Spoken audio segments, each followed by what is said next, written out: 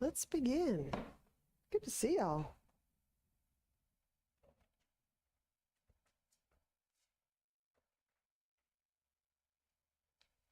Nice.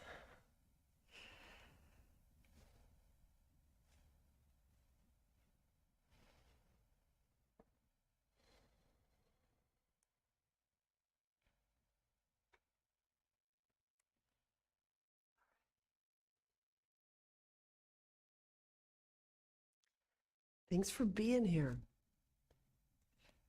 So let's establish a seated position that we wouldn't mind being in for a few minutes. And allow the hands to grow softer.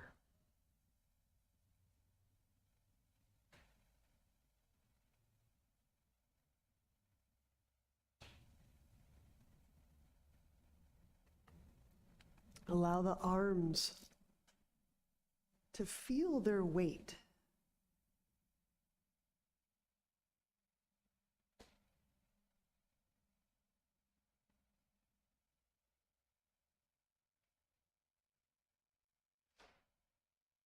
So weight is gravity.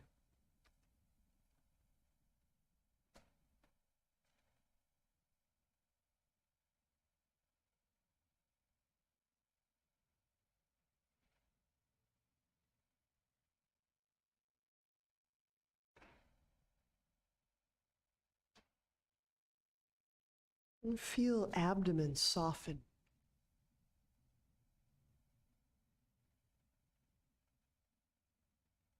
All of these subtle little shifts, they start to change the entire posture of sitting.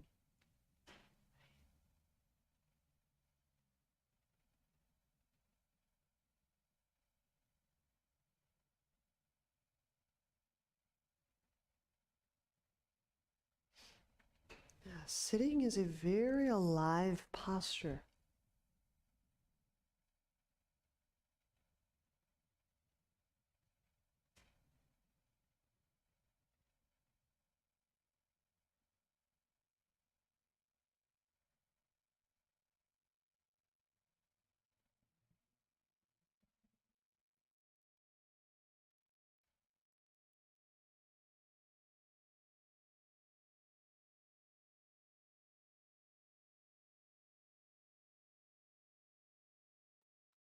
And feel the neck and the head. Note their relationship to the gut, to the abdomen.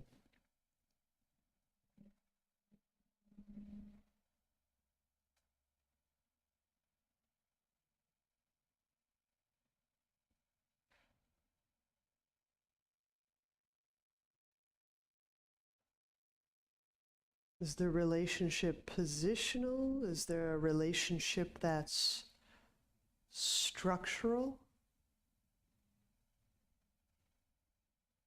Is there a relationship that's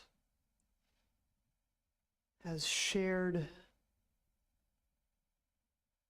sensitivity? No relationship?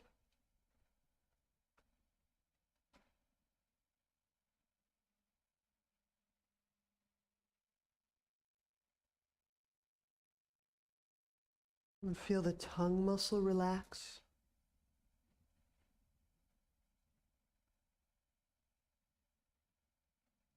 Feel the tone of the throat, the swallowing muscles.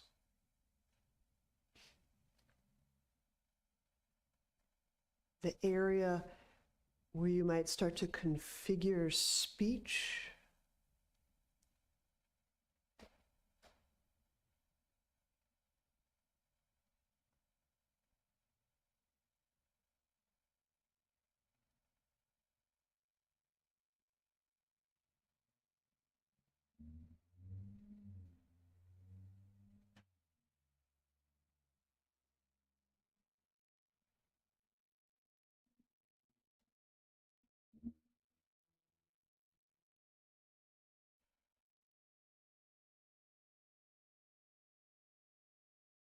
And I thought it would work a little bit with through the gut area today, but we'll just feel how that plays out.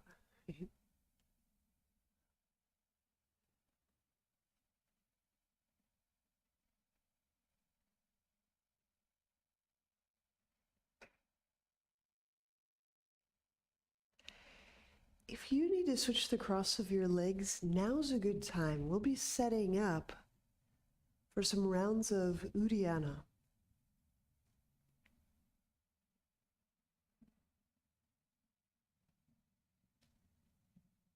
We'll move directly into it. So at first, we won't even use any breath holds.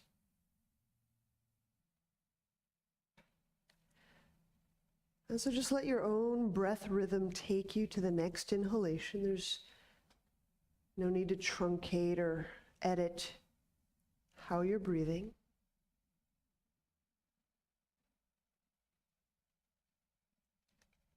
Now set the hands in front of your legs, exhale everything out.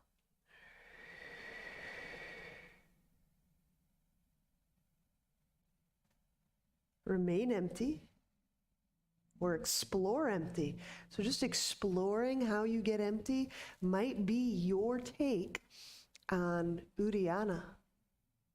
If you're still playing around, you can start to feel the perineum, so the genitals, the anus area, as you're drawing back. And this is drawing back in an exploratory manner rather than a to-do manner. So we're keeping curiosity on board as you explore whatever version of empty is right.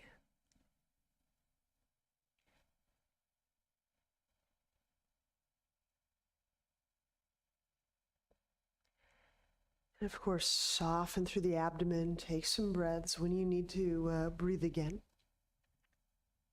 And just come upright, and we'll take a little refresh moment in between these rounds.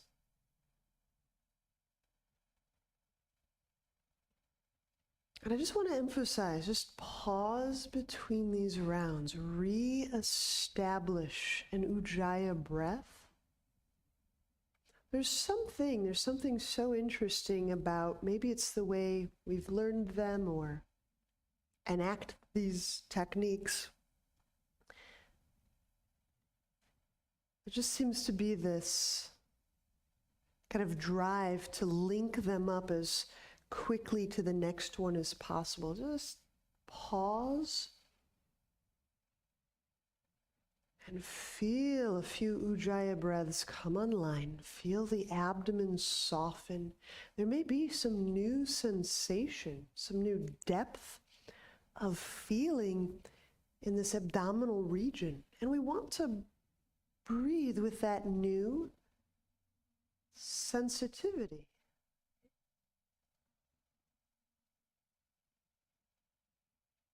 And sensitivity can be a hallmark, a little clue as to where awareness is kind of waking up to itself in the body.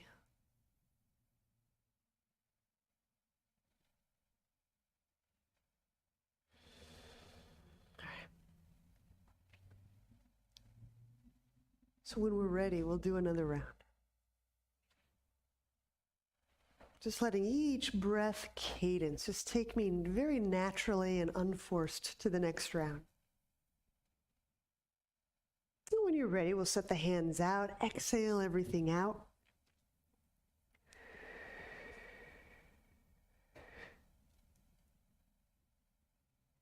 We're just exploring that emptier part of the breath.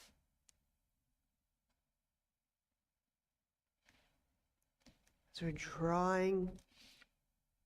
drawing with the abdomen, the belly, drawing on and with the perineal, genital, pelvic floor area. How does that pelvic floor even relate to that diaphragm that's might be up near your sternum? Is there Is there any relationship between these diaphragms?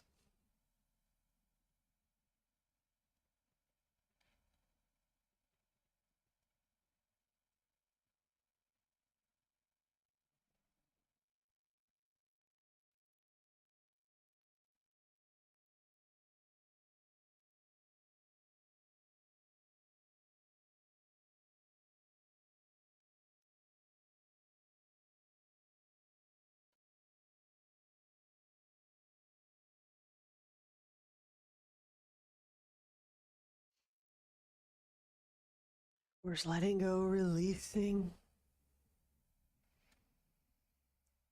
So when we do these breath holds, there's very likely a moment after where we feel like we're in a catch-up or a deficit. Just allow yourself to breathe. Let Ujjayi come online. Allow the cadence of your breath to change. Allow for the belly to soften. And that may take a little bit.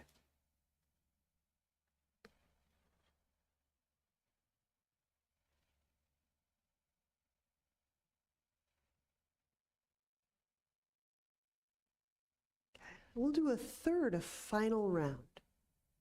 So your pace.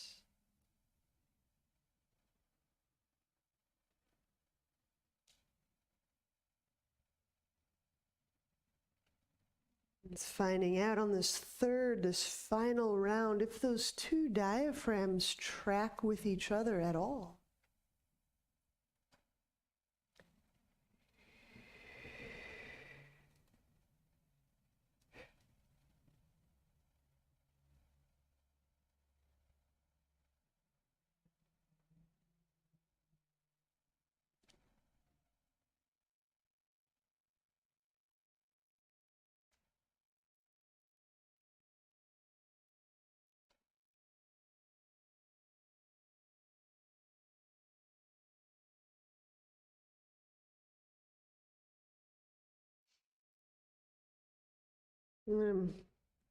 Feeling for letting that thoracic diaphragm, the lung diaphragm, relax up.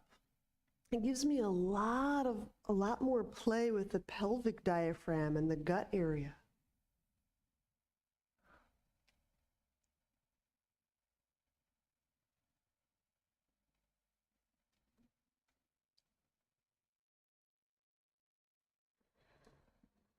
All right. So if that feels complete and there's no rush, all the time in the world, let's set out and straddle. I've got my legs widely apart.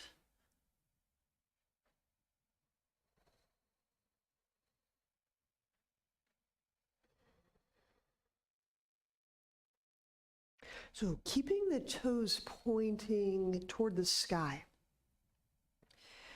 Okay. Try to remember who we got to work together yesterday. The pelvis, just regard the pelvis for a moment. Like if we were to imagine the pelvis as a bowl, right? There's the position of the pelvis where if it was filled with fluid, it would spill back a little bit, and there's the position of the pelvis that would hold that fluid level, and there's that position of the pelvis that might spill the tea or the fluid forward. Okay, so if my pelvis is a bowl, can I feel for holding the tea in the teacup? Connect to breath. And this may take a little, just a tiny bit of effort. We're going to start to spill the tea forward. Now, as I spill the tea forward, I'm folding. Okay. And so far, I'm using my hands to model, so I'm not actually catching my body yet with my hands. I'm just moving forward, my pelvis and my trunk, moving around my thigh bones. And it might just be an inch or two or so, and just wherever you end up, maybe an inch or two, can you breathe right there?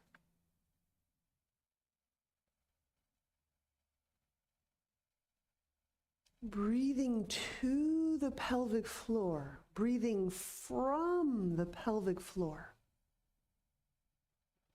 I'm not really trying to stretch anything so much as I'm just strongly kind of supporting, catching myself mid-fold with my own no-hand structure. So it's like a very light fold, hopefully. I'm just going to continue to fold, and you apply your hands whenever you need that little catch, that little extra dose of support.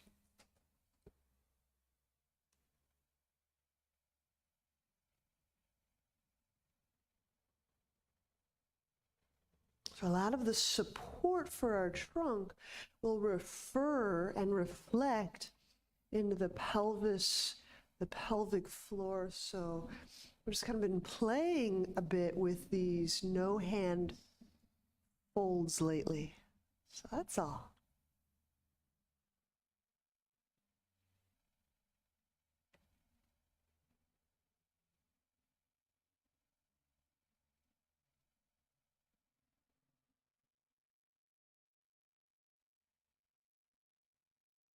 It's about finding that right degree of effort, that Goldilocks amount of, I'm pressing the legs against the ground, I'm pressing, I'm reaching, but then I'm also releasing. I'm finding little ways to soften, to release, so I can feel my breath interacting with genitals, with pelvis, and abdomen.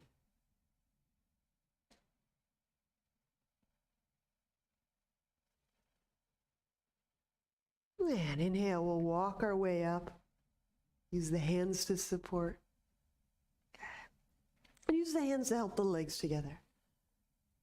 Okay, Baddha Konasana. So let's put the soles of feet together. And now we will and we can use the hands to assist us forward. Okay. So again, like I should turn sideways in case you need to see this, and I'll exaggerate it a little bit in the light. So if I'm my pelvis kind of rocks back as if my tea is spilling back, I'll be using a lot of arms. It'll be really challenging to feel that lengthening quality through my gut.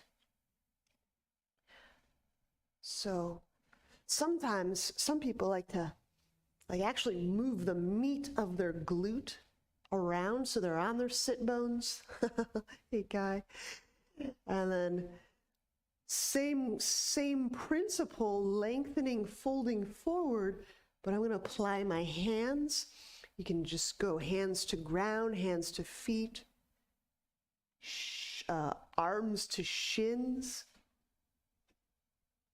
But as you're pressing the soles of the feet together, connect to breath. As I pull with the hands, if I decide to pull, the shoulders glide down.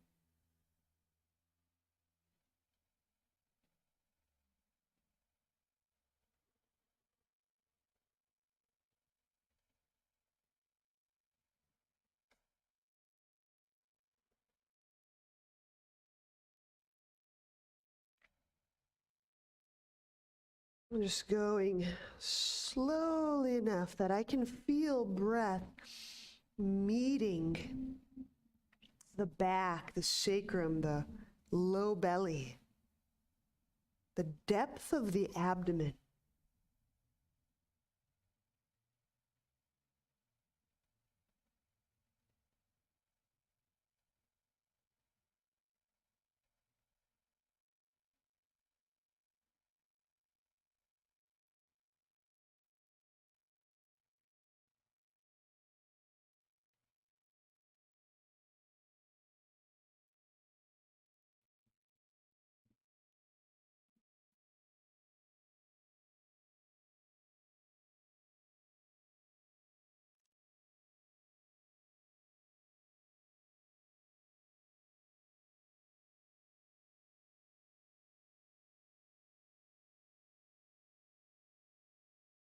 And when we release, Come upright again, help the legs together. So now when we lie on back, we'll be doing some things.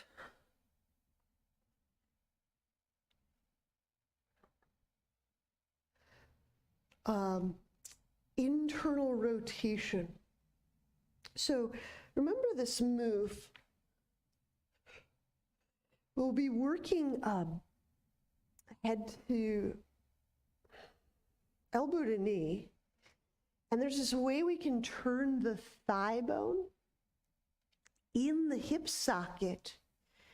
And what I can see at the level of my foot is my foot turning in or toes in. So I just want to say that so we know which way internal rotation is. And then two, so we're feeling it as a thigh bone hip socket movement. It's not a foot movement. It's a thigh bone. It's a hip movement. Okay. So here we go. As we inhale, the back side of body lengthens, the head lifts, curl tailbone. And now exhale, reach the right leg up, flex the foot, roll the thigh bone inwardly, and draw the low belly down as you press up through the right heel.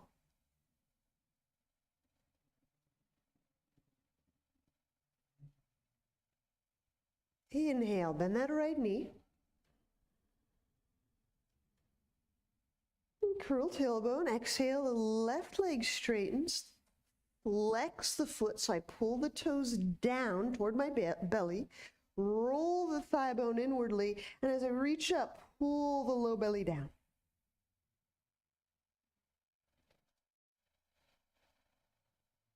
Inhale, bend that left knee.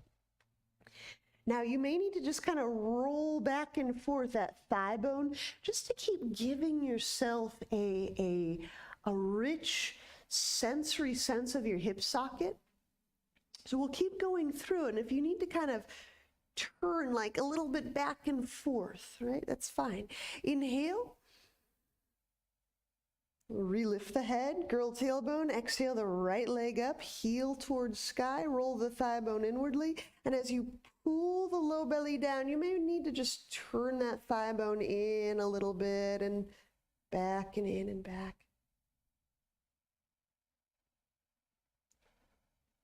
Inhale, bend the right knee, curl tailbone, exhale left leg.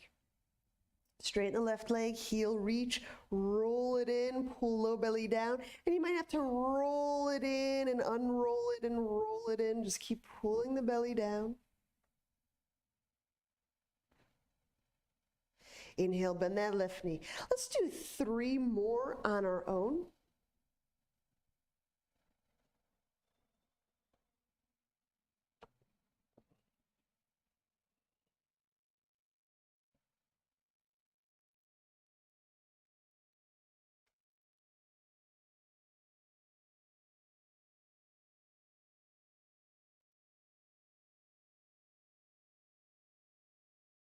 Feel that you're getting both the belly to draw in as you're getting that thigh bone to roll in. So oftentimes we'll get the thigh bone to move and we'll forget about that conscious connection to the low belly that we're pulling in.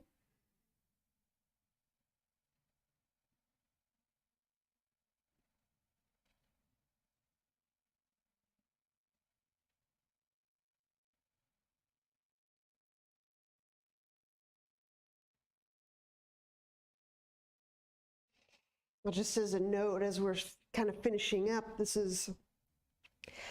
I just happen to have my feet on the wall, and what I'm noticing for these very particular rotational abdominals is having my other foot on the wall actually keeps some things quieter than I'm accustomed to.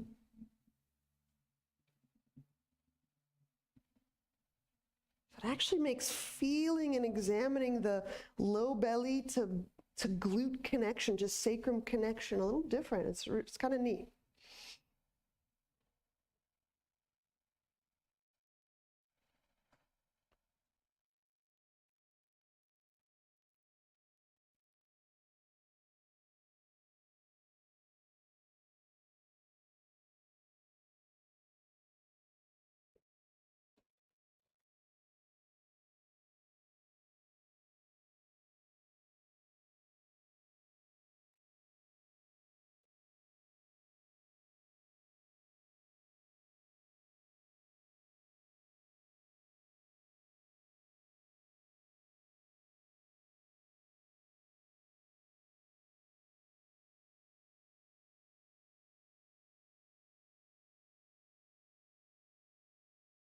Yeah, I think I'm a fan of the foot on the wall thing. So there's a few things that tend to occur, just my observation, is when we do these kinds of lying and internal rotation.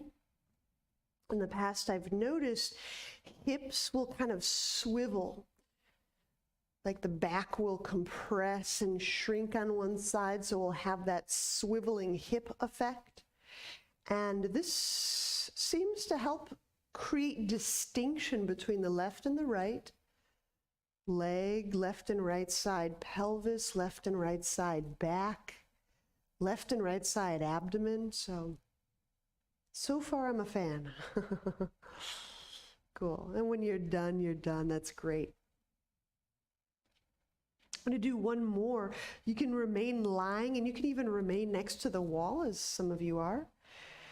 We'll be working twisted root abs. So now we'll take that internal rotation to another degree. We'll take the right knee over the left. Hereafter is optional, right foot behind left calf.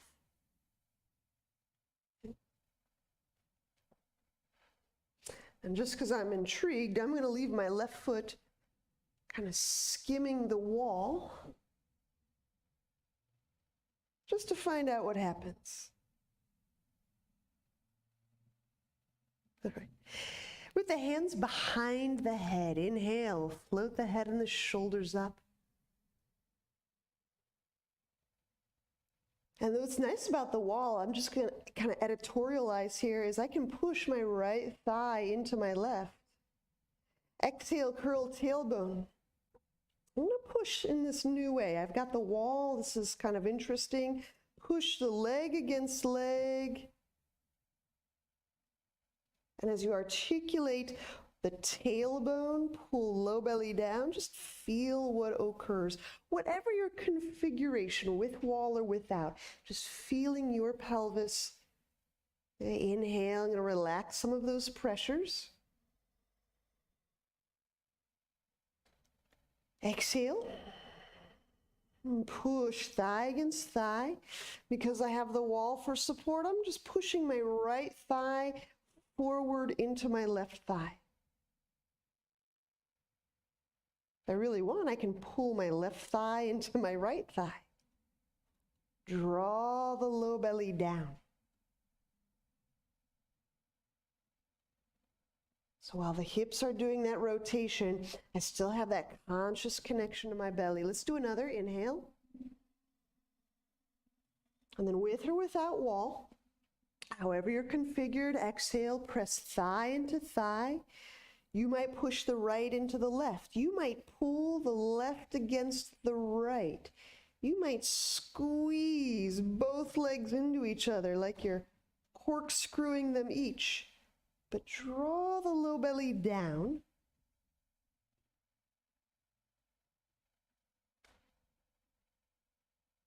And releasing, inhale, we'll set the head down and smoothly unwind the legs.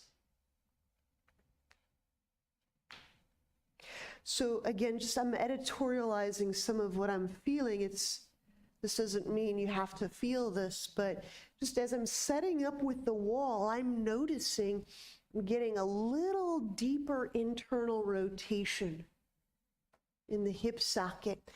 And that translates as feeling the deep, deep outer hip. You know, that pigeon part of the hip, that deep rotator on the outside of the hip. So I like it. Let's go other side, left over right. Okay, and then the optional next step of left foot behind right calf. Entirely optional.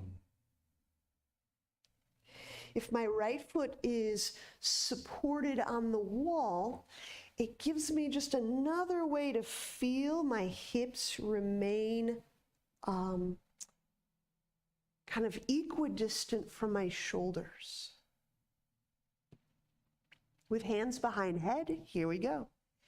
Inhale, we'll float the head, the shoulder blades off the ground. And now exhale, I can push my left thigh against my right thigh. The wall's there, so they're not going anywhere. That's kind of cool. Draw the low belly down.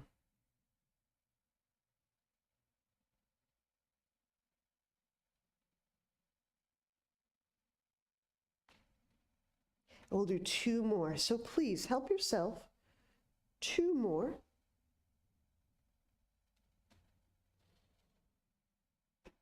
So I'm really trying to turn the thigh bone, rotate the thigh bone without swiveling the pelvis or shrinking a side of the low back.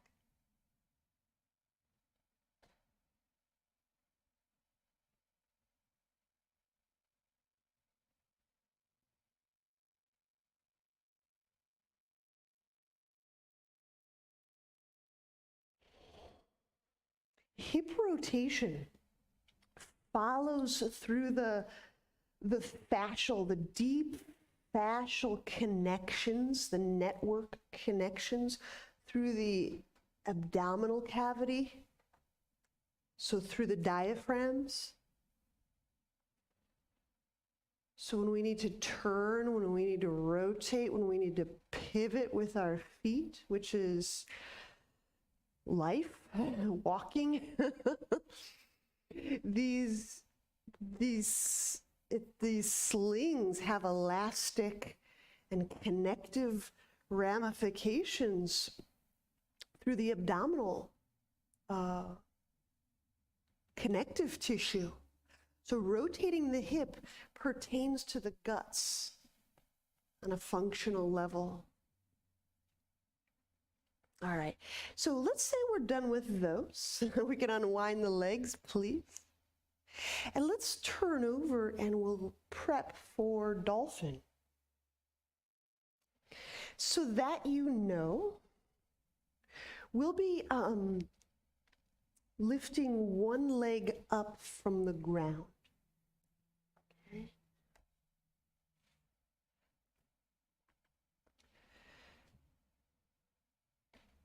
I'm going to do a little extra propping up. I'll report to you really quickly how this works out.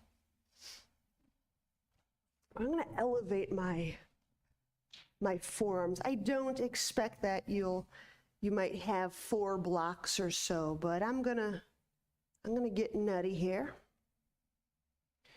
Elevate my forearms for this dolphin. I'll set up for dolphin, of course, the forearms down, the knees under the hips.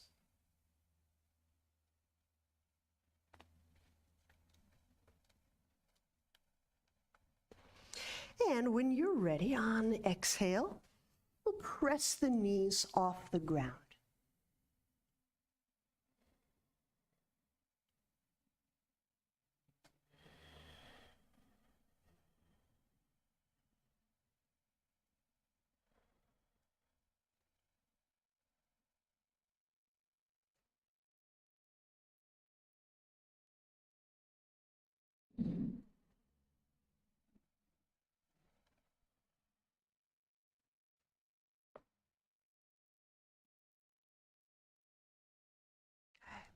Now, preparing to smoothly raise the left foot off the ground. Inhale, draw that up. Now, here's that internal rotation coming into play. Reach back. And reach back through both sit bones. So really, both those legs internally rotating.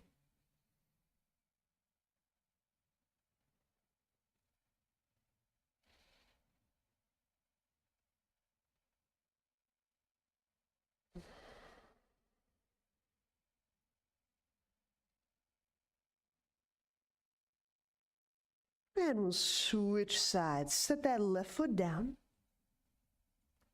And in exchange, we'll take the right foot up.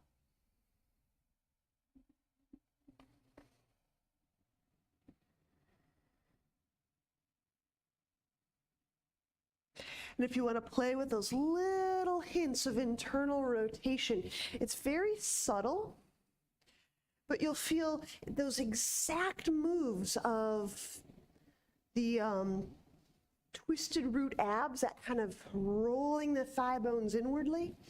It's subtle. And as you do that move, between the sit bones tends to relax. Exactly, right between the sit bones is perineum and anus. So that area can actually soften a bit. There you go. Let's set that right foot down. We'll set the knees down. All right.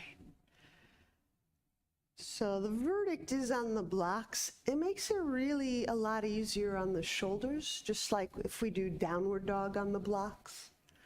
So it's kind of nice. So if you have an elbow or you just want to be have a different angle, it's kind of cool. All right. So maybe you have a couple of blocks. Slide them into play. Only 2 are necessary.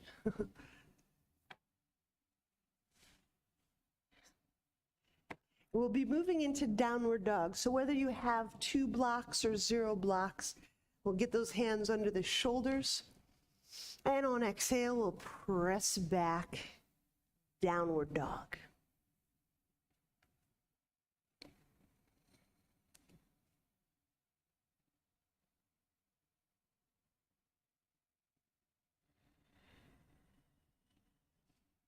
If you're working with 2 blocks, you'll notice right away there's a lighter load through the arms.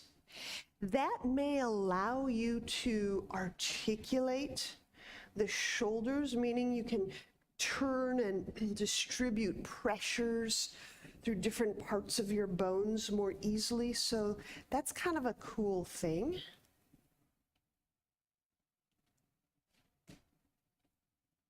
With lighter load on my arms, it also means I can work with my legs differently.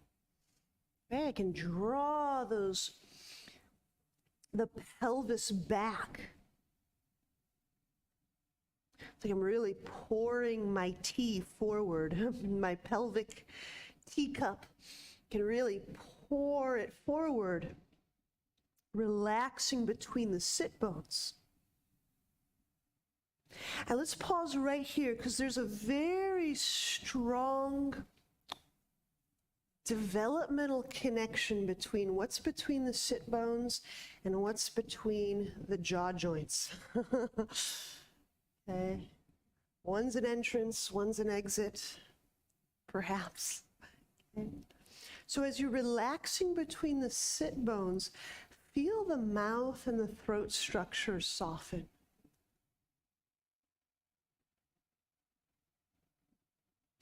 I was just feeling, noticing, is there any relationship between those 2 structures of the body? The anus, the jaw and mouth area. Maybe we hold them similarly, maybe we hold them vastly dissimilarly.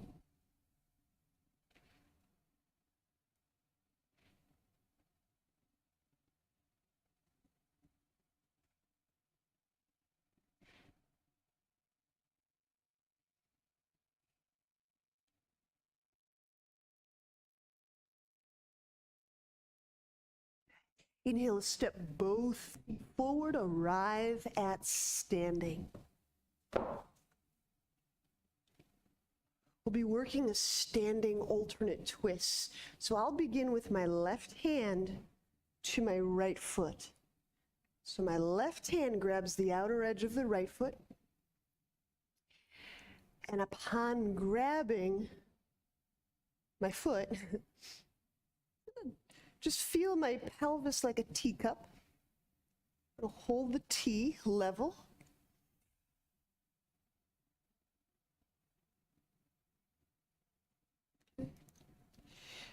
Sometimes these cues are less about what to do and more about just feeding ourselves a new sensation, a new perceptual input.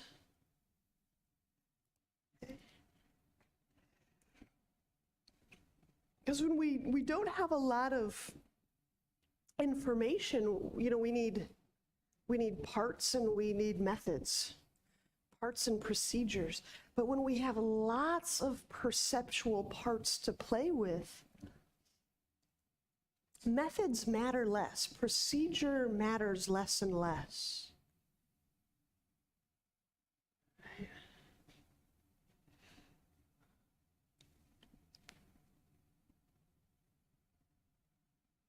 I'm just giving myself lots and lots of perceptual input, variations, perceptual, just a multiplicity of perceptions. We'll release. And it just gives me like 10,000 roads up the mountain. Right? When I have so many perceptual options, I can take any path up the mountain. Right? So here's the other side. Right hand, grab left foot.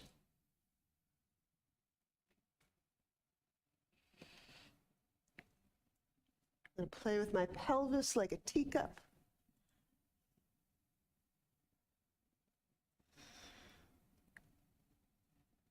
And as I'm in, just very subtly, it's just the subtlest intonation of internally rotating the leg bones, melting that left sit bone down.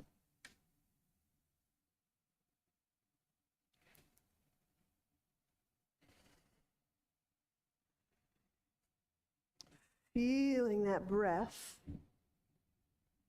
in the abdomen.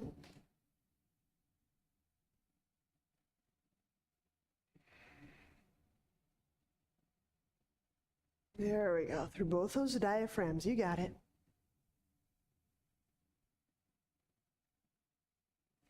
And bending that left knee will release. Interesting.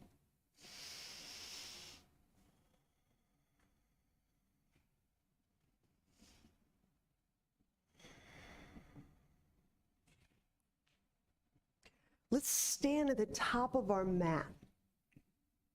I think we're going to keep playing with this internal rotation, the hip motion, and the breath between the diaphragms. Seems to be how it's percolating. Inhale, draw the arms up. Feeling the ribs lifting effortlessly away from the hips. Exhale, fold forward. Can you feel the weight of your torso atop each of your thigh bones? Most of us will tend to favor one leg over the other. It's entirely normal, statistically normal. Inhale, step the left foot back, lunge. We'll set the left knee down for a moment, drawing the arms up.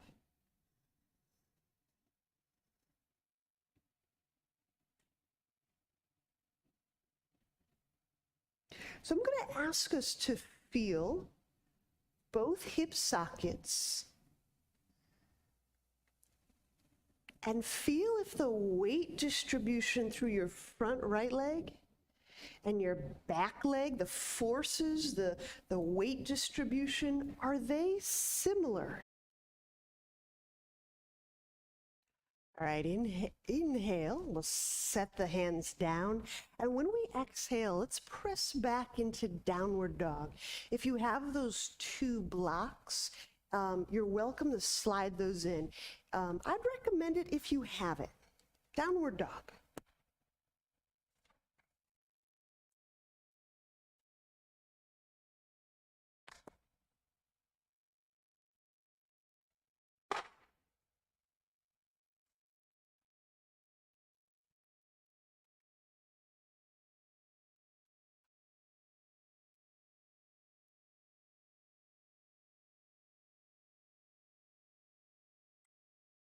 Okay, we're in business.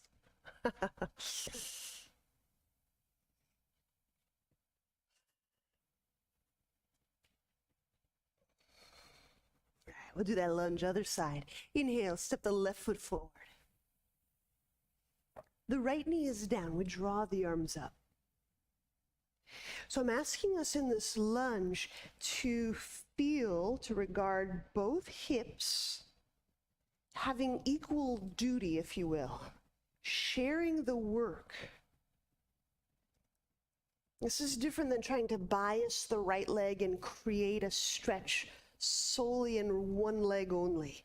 So to the degree, to the energetic degree, I'm pressing down through my left, I'm pressing down through my right. To the sensitivity degree that I feel my left, I feel my right. Just kind of a balance of my left hip and my right hip in my feeling awareness. I'm not privileging one hip or one hip socket over another.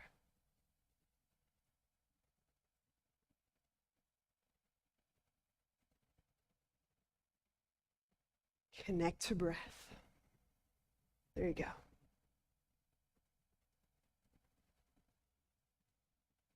Not such a different lunge.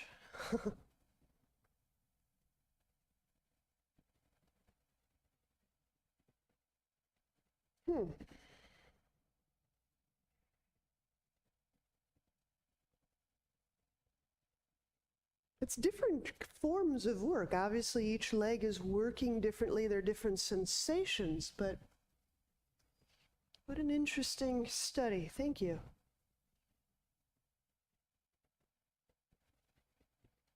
Inhale, we'll back the weight up a little bit. Easy twisting lunge. We go right hand down, left arm skyward.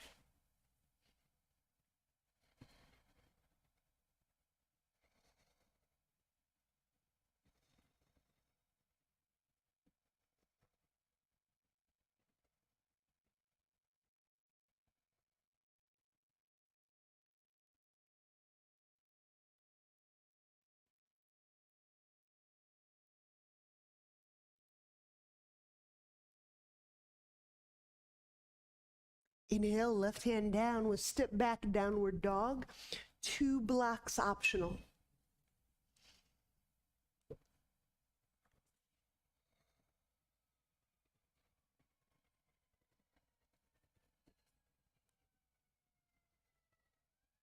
Feel for relaxing between both sit bones.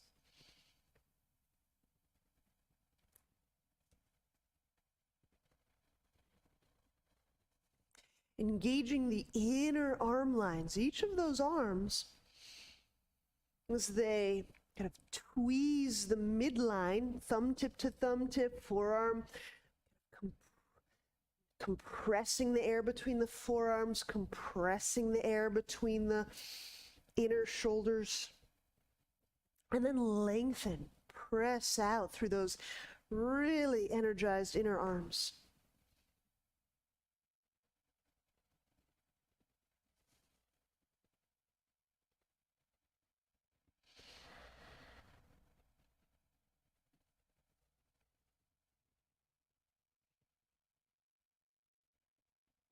Warrior 1. Inhale, step right foot forward.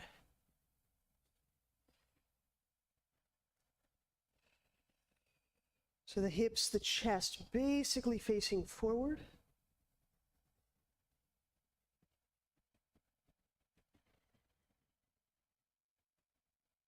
Now that internal rotation takes on a different flavor, right? In that back leg.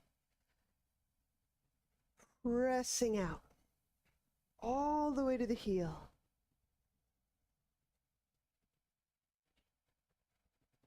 Now, again, I'm positing that when we're turning, rotating the hip, that there's structural,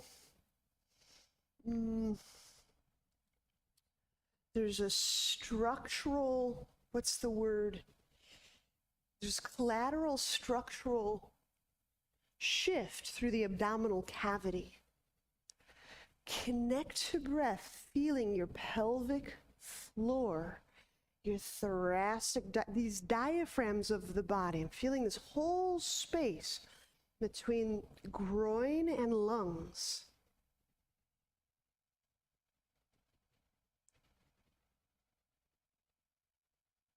Now, here's the real kicker, is to keep this left leg working, to keep breathing as we move into twisting warrior. Exhaling, as I'm rotating and reaching through that back left leg, I'm hooking that left arm over the right thigh.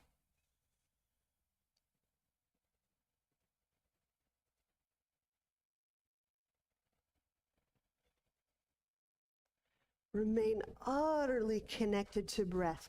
It does and it can keep reaching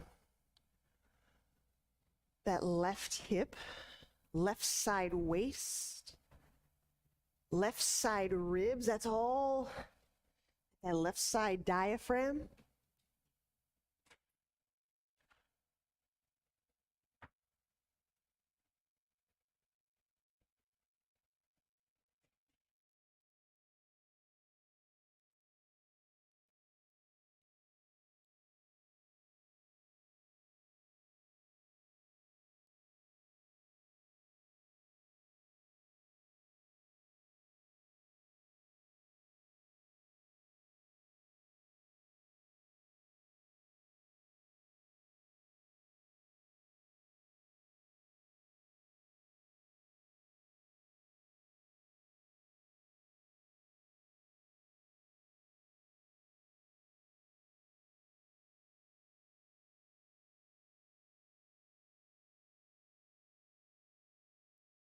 Inhaling, unwind.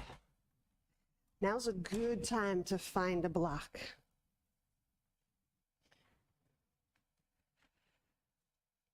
I'm going to use my left hand primarily. Can you use both hands? Yes, but I'm settling on this left hand. We don't do Warrior 3 too often, so if it helps you to consider this a low, strong vertical splits, think of it like so. I'm going to shift my weight onto my right foot, draw my left heel up just a little bit, like hip height. It doesn't have to go further. And I'm letting my left hand just help counterbalance, help me get stable. And that's the move. So think of it as a very low, strong, vertical splits.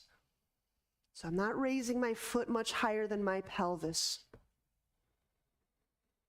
My right foot, my left hand are bearing the weight and the balance.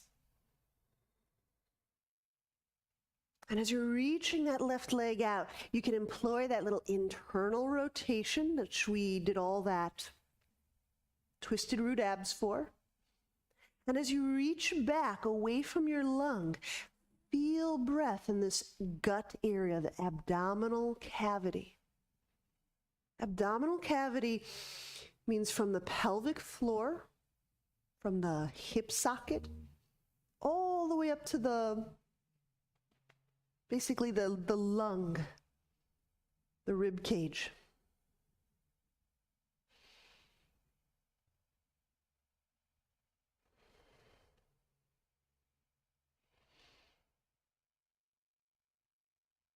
And inhale, we'll set that left foot down.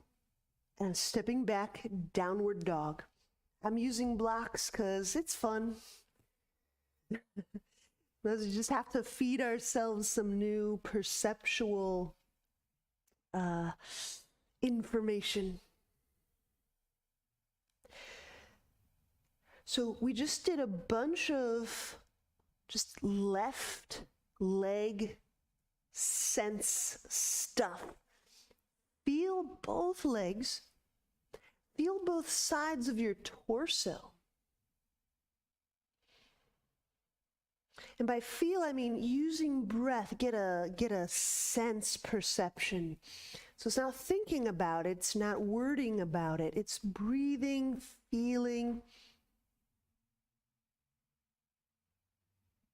Maybe you're sensing textures or energy or looseness or tightness or heat or coolness.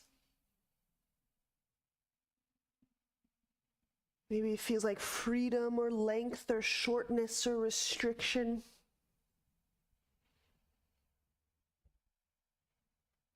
All right, warrior one. We'll do the other side. Inhale, left foot forward.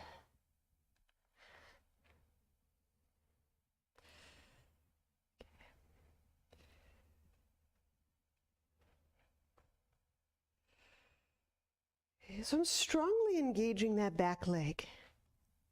Strongly engaging that back leg. And by strongly, I mean I'm using my quads, my thigh muscles. Straightening the knee as best as I can as I'm flexing the foot, leading the heel toward the ground. There's that subtle decompression through the right leg. You can feel for the right hip socket, uncompressing the knee, uncompressing. Okay. Good, good. I'm going to keep all of that going as we connect to our breath in and through our abdomen. Because again, this working hypothesis is structurally, if I rotate my hip, all of this network through my abdomen changes.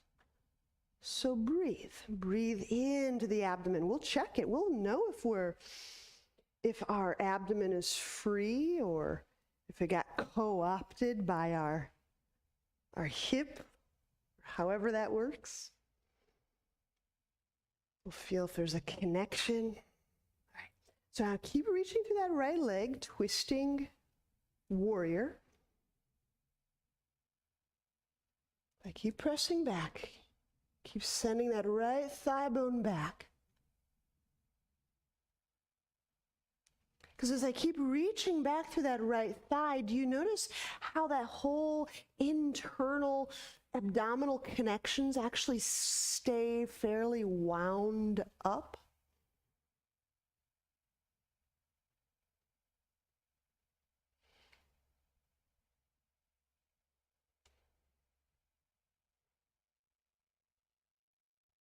Breathing into the right side diaphragm, the right side waist, the right side hip.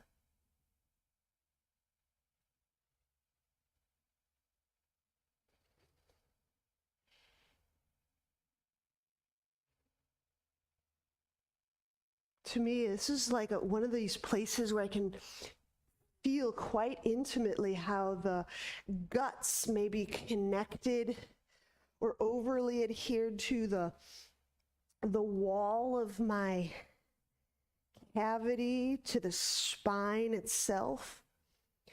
If I keep reaching through that right leg as I'm turning and twisting my trunk, I can intimately feel how any of those adhesions or adherences are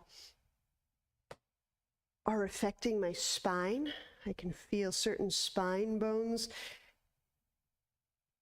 almost like a little hitch. And again, where there's inflammation, there can often then be a kind of a scar tissue or extra like adhesive. So long-term inflammation can really do a number on our tissues, on our structure. It can create an entirely different kind of connective tissue.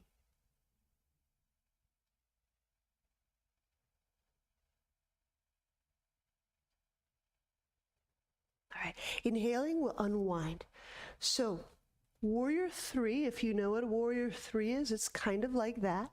Or to put it another way, vertical splits half, like half. So with a block, I'll shift my right hand forward and raise my right leg up about hip height. If it's a little higher, that's fine.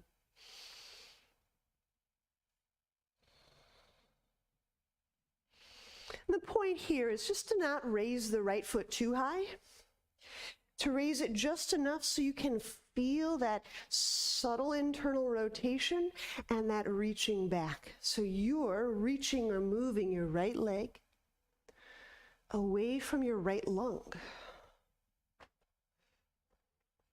And Amy, I don't know if you have a prop like a couch or a chair. I might even just play with propping that left foot a little higher if you can raise it a little higher. That would be fun and interesting.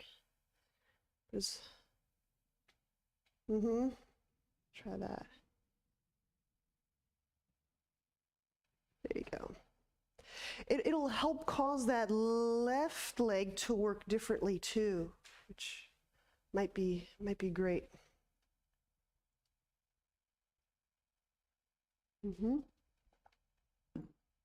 So again, I'm bearing my weight primarily through my left leg and through my right hand.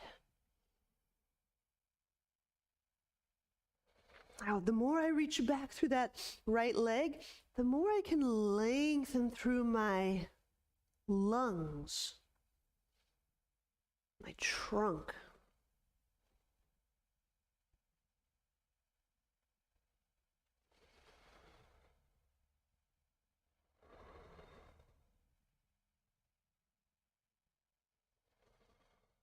All right, inhale, set that right foot down. Exhaling, downward dog. Blocks are optional. I'm into them today.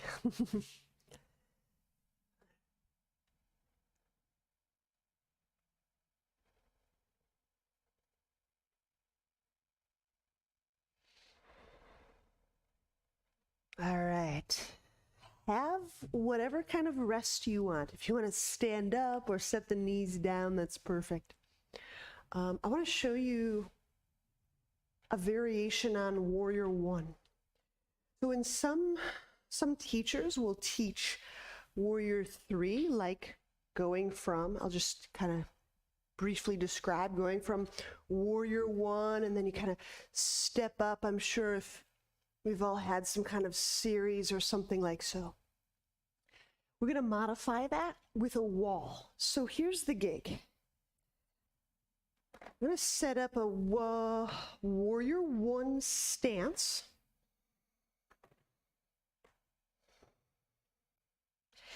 So that I'm just arm's distance from the wall. Now I'm bringing along my block so that I can kind of adjust my trunk up or down.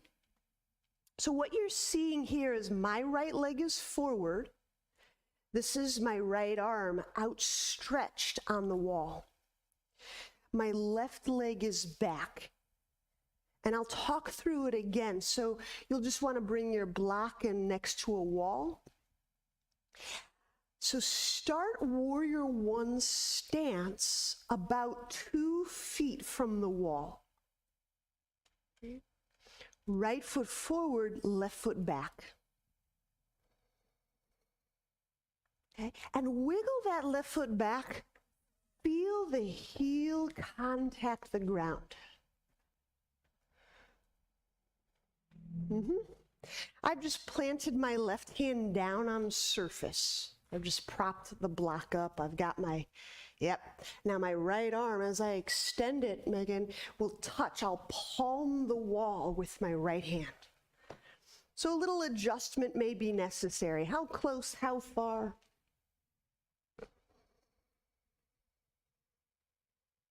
So my abdomen is relatively free here. I'm reaching back through that left leg and outstretching like a downward dog through my right arm. And the left hand, of course, can press down. Connect to your breath.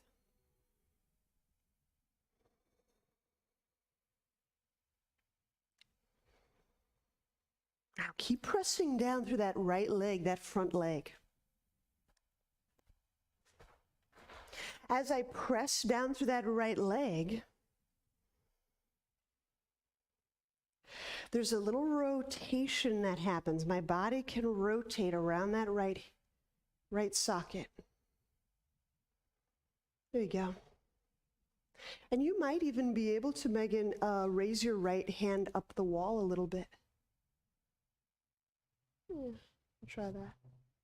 If that stretches the shoulder in a funny way, then we can always adjust. There you go. Deepen breath.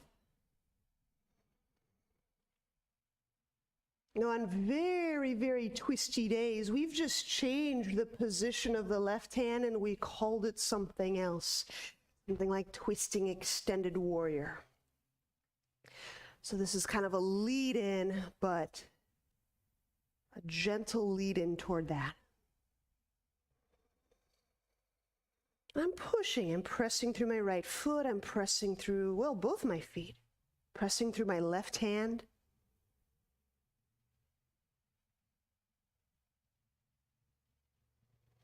Softening through the neck. Wrapping that right shoulder.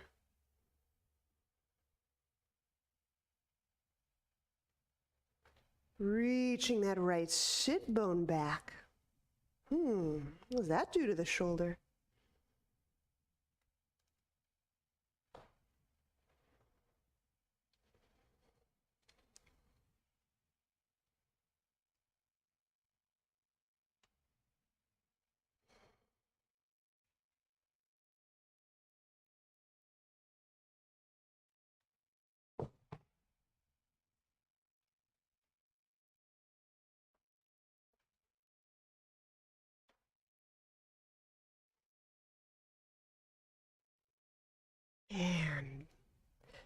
And soften the arm reach, bend that right knee, inhale, and just push your way up.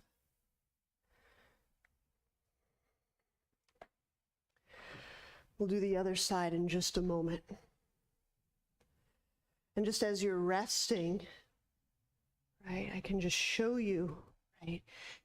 We've done these in very deep, twisting kinds of days where we hook a thing over and we're reaching, we're probably slightly gasping and wondering why things have to be so twisty. So this is a kind of softened out version of that. So if we're ready for the other side, let's do that. Notice I'm stretching my left arm away from my right hip. So we set up warrior one. My left foot forward, my right heel back. My left palm can touch the wall. The way that I'm touching the wall doesn't jam my shoulder whatsoever. It just encourages my chest to kind of hang down a little bit, to rotate around an axis. And I place the right hand down.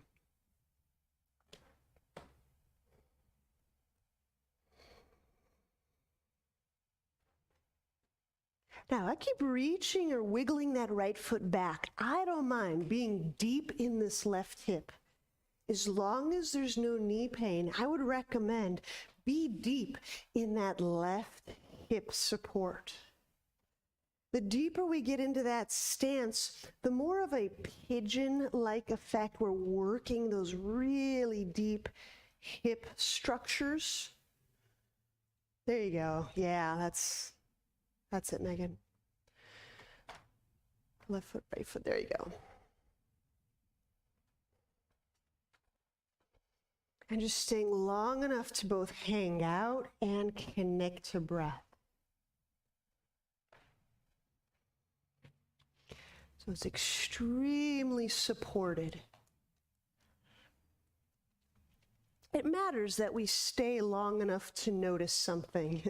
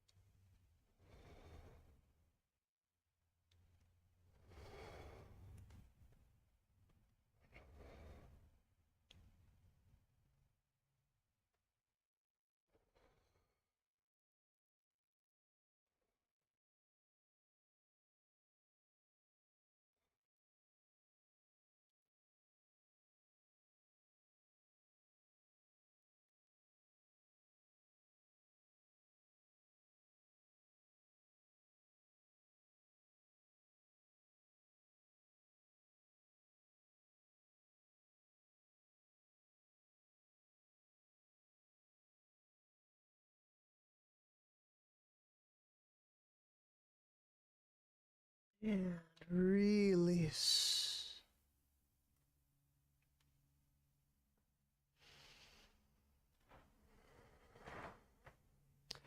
I didn't say it explicitly before, but I'm kind of guessing that you're also noticing that when we wrap the shoulder, just like when we turn the hip, when we turn the shoulder, there's another kind of deep internal structure that connects to the diaphragm. Right, so we're getting a two for one. Okay. All right. Which leads us to flash prep shower. So let me show you this. There's a couple ways we could do it. If I go, let's go right forearm to the wall, left palm to the wall. So this is my right forearm that's on the wall, and this is my left palm that's on the wall. And a very similar effect will be reaching the sit bones away from the shoulders. So let's set that up. And I'll talk through that again. For this shower at the wall, I'm putting my right forearm on the wall as I'm standing about 2.5 feet from the wall, almost 3. Hinge, so I actually slide my right forearm down and then palm the left hand to the wall. Now I'm doing an iteration of unlocking the left shoulder as I reach the left elbow downward. And so you might just pull the left palm down a little bit, Susan. Yeah, my left forearm is parallel with the ground, very nearly so.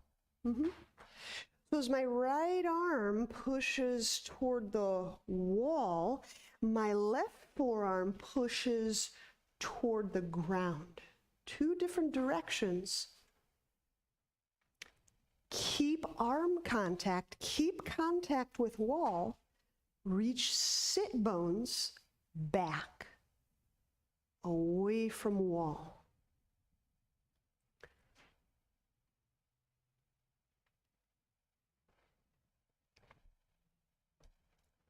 Now as we reach sit bones away from wall, connect to breath, feeling that in the abdominal cavity. Those sheaths and sheaths of enfoldments, and as our gut forms, it's just a tube that keeps folding and folding on itself. So I'm treating these poses, these gut poses, not as smashing the guts, but letting all, like a ball of yarn, gently find a little more space.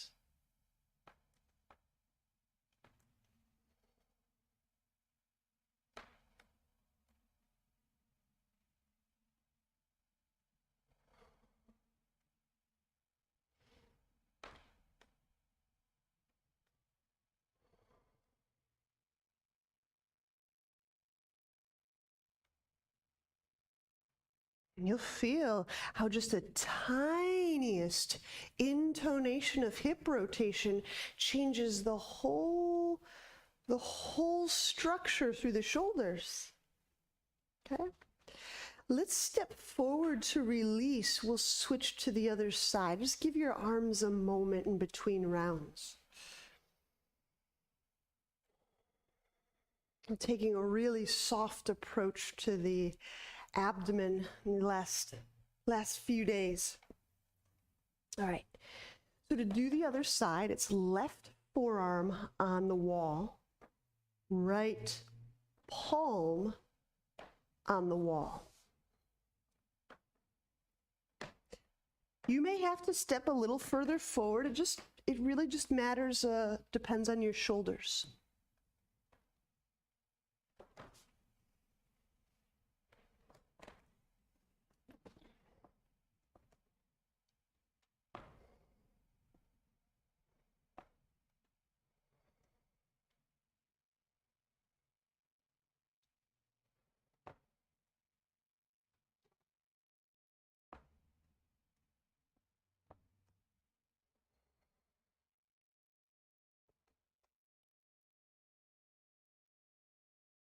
So my left forearm reaches toward the wall, basically overhead. My right forearm reaches toward the ground, which relative to my body is, it's forward, right? It's toward the ground is in front of my chest. I'm reaching my sit bones back, away from lungs.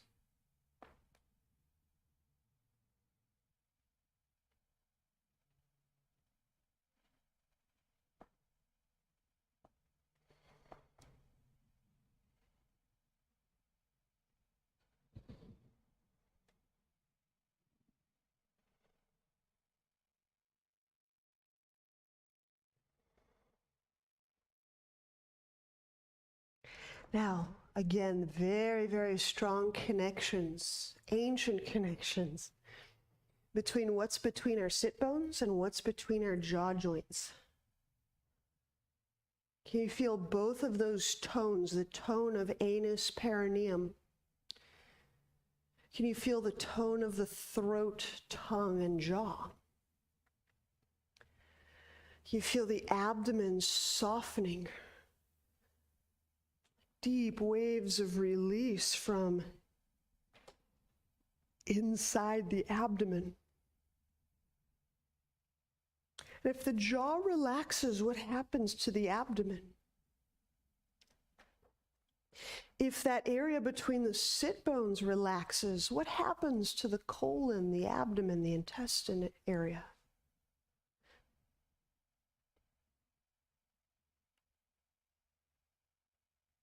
Okay. Now to release, we'll just step forward, stand up. Let's have a seat in knee pile. I'm starting right knee over left. Preemptively, just so you know, we'll be going into eagle and folding. So if you like having a block out in front of your legs, if that helps you fold with elegance, you can set that up. Right. So my legs are right over left. Inhale, reach arms out to the side. And exhaling, let's go right over left arms. Right over left arms. Allow that right sit bone to melt toward the earth.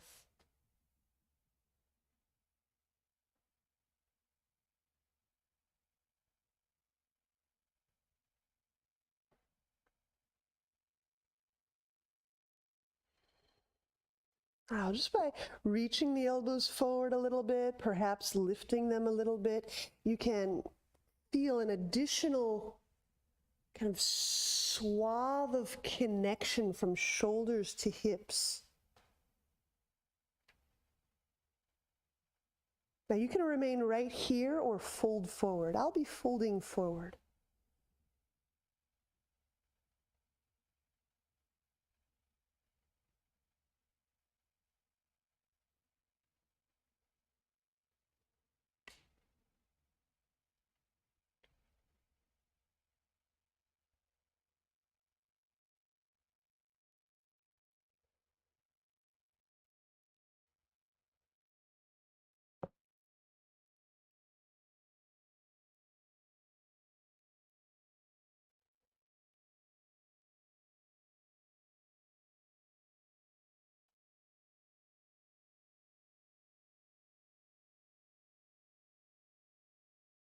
And release.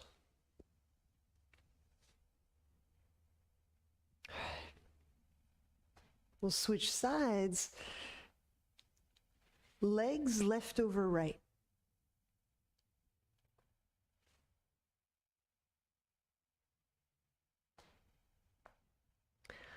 Arms left over right.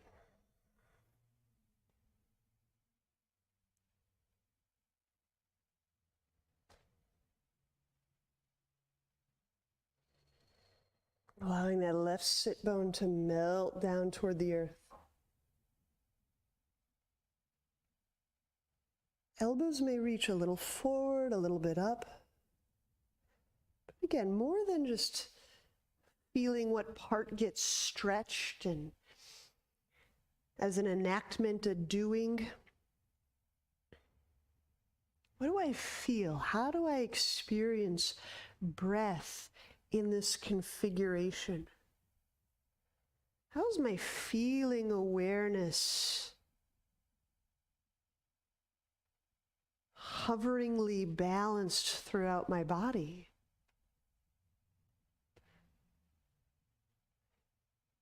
So there are practices where we concentrate, we may funnel or exclude information in order to remain utterly connected to an area or a concern. And this is a slightly different way of containing or sensing awareness.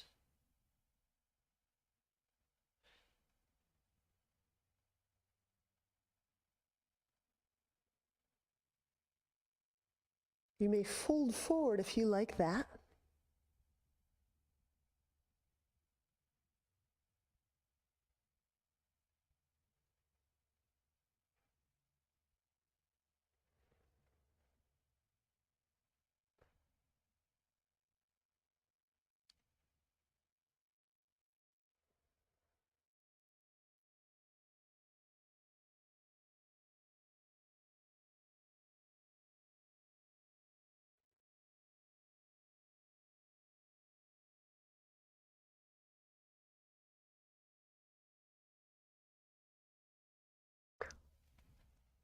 Very often, if my attention, if my feeling awareness becomes suddenly bottlenecked or myopic, I very often recognize there's a change in my breathing at the exact kind of same time.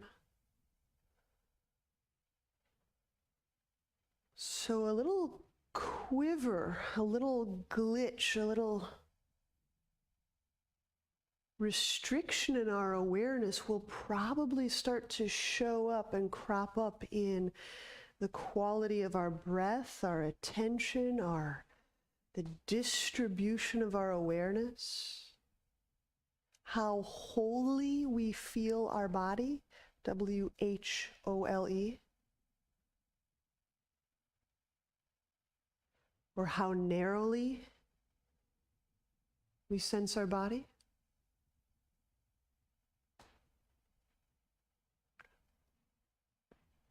Inhale, we can unwind. And let's set up for Shavasana.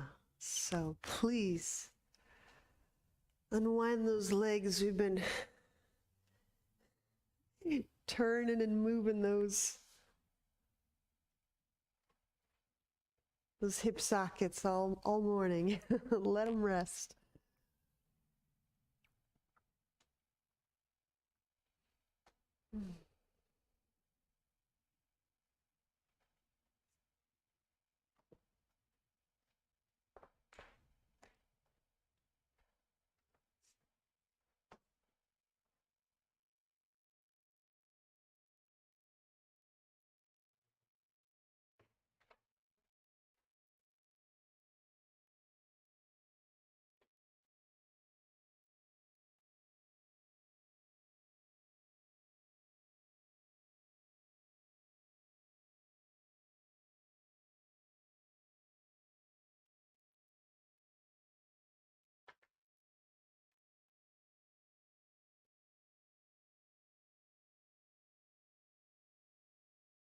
And allow your breath, your feeling awareness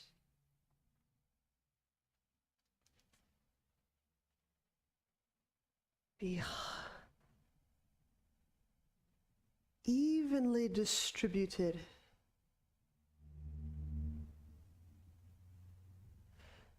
So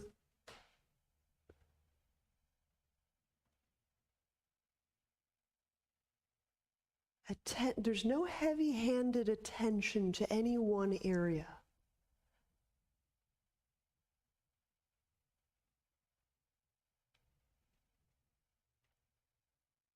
Just allowing our breath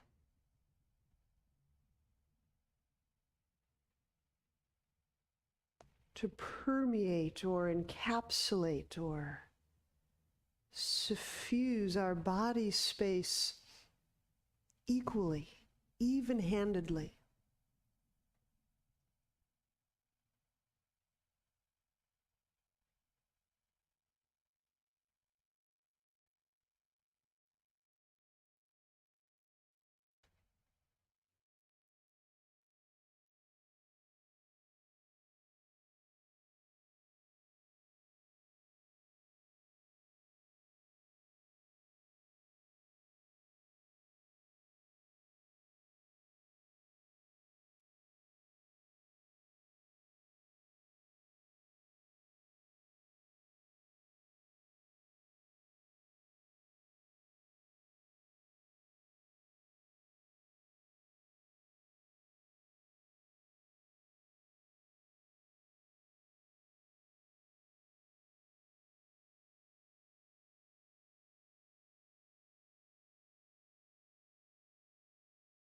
And when you're ready, bend knees. Turn to one side.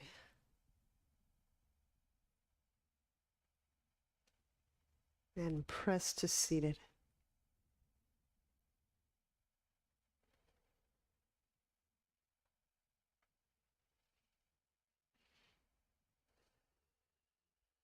Namaste.